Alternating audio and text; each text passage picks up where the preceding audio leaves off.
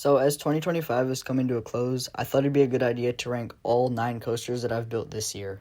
I'm going to be ranking these coasters based on a number of things, like how smooth the coaster was and how well it worked, but it's mostly just going to be based off of my personal opinion and how well I think I built each roller coaster. Also, comment down below what I should build in 2026, and let's get started.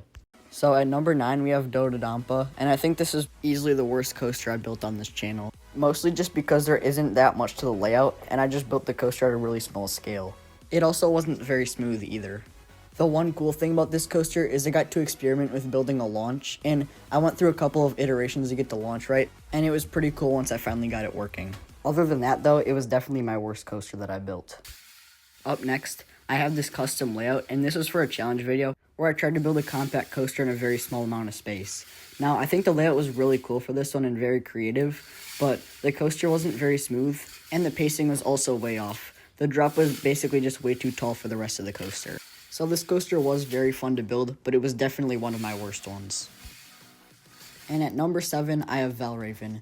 Now, this is the first coaster that I built on my channel, and it was also my most viewed video.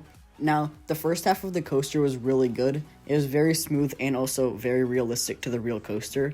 However, the second half of the coaster is where it had most of its flaws. Basically what happened was I ended up building the coaster way too short, so after the mid-course, all the elements were really small and cramped, which caused them to look weird, and the coaster didn't end up making it because there was no height left for me to work with, and the coaster just stalled in the turn after the 0G roll. Had I made the coaster taller and built a good second half, this definitely could have been ranked way higher. At number 6, I have another custom layout, and I really like this coaster. It was definitely on the smaller side, but all the elements were really smooth and the pacing was great. The only reason I'm placing it so low is because the layout was pretty short and the coaster wasn't that tall. However, I still really like it, and it was really fun to build. Next up, at number 5, I have Max Force, and this is my first time trying to build with realistic tube supports, and I think I did a pretty good job. The final dive loop and the 0G roll turned out really good, and I really like the supports on them, but the problem with this coaster is that the first double-in version didn't really turn out that good. I was running really low on pieces, so the tube supports were really weak, and that caused the first element to sag down a bunch. Also, the coaster didn't work very well, and I had to launch the car with so much speed to get over the first element, which made the pacing really unrealistic. I think that if I had enough parts to build the first element well, this definitely would have been one of my best coasters. At number 4, I have Goliath. Now, this is one of the earlier coasters that I built on my channel, but it still turned out really good. Now, this is the point where I'd start considering the rest of the coasters to be really good, and it was definitely difficult ranking these last 4. Now, this coaster might have been one of my most realistic recreations.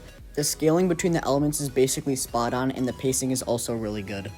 This coaster also works start to finish almost every single time. The only thing I'd probably change about this coaster is the transitions in and out of the stall. I also didn't have enough pieces to completely finish up the lift hill, but it's not really a big deal. Also, I managed to completely build this coaster in 2 weeks, which is kind of insane.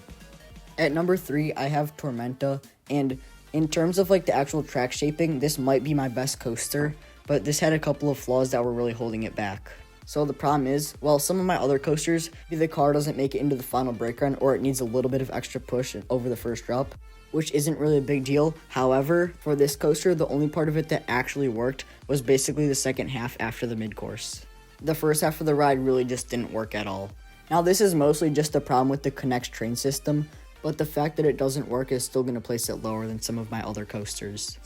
Next up at number 2, I have Thunderbird from Holiday World. This coaster was really fun to build, and I think it turned out great. All the elements were really smooth, and I think I built this coaster at a perfect scale where it wasn't too tall that it just took me forever to build each element, but it was also a big enough scale that the coaster was able to work. The only problem I have with this roller coaster is that the launch was kind of basic. Originally, I was going to have a motorized launch, but it ended up not working, so I had to just go with a simple rubber band launch. Other than that though, I really like this coaster. It was also really satisfying to watch the cars go through the layout. And finally, at number 1, I have Twisted Cyclone. This is, in my opinion, the best coaster that I've built of all time. There's really nothing wrong with this coaster other than the fact that it doesn't quite make it into the final brake run. It was probably my smoothest and most realistic coaster, and the pacing was also really spot on. The coaster also had a working lift hill, which is cool. I think I did a great job with the scaling of the coaster, and it ended up being just over 4 feet tall. It did take me over 2 months to build this coaster, but it definitely paid off. I also really like the supports with this one, and I tried to replicate those head chopper moments that were found on the real ride. I hope next year I can get my custom 3D printed trains working so that the car is easily able to make it through the layout on all my coasters. So that's how I rank all 9 of the coasters that I built in 2025. Let me know in the comments how you would rank all the coasters, and also give me some ideas on what I should build in 2026.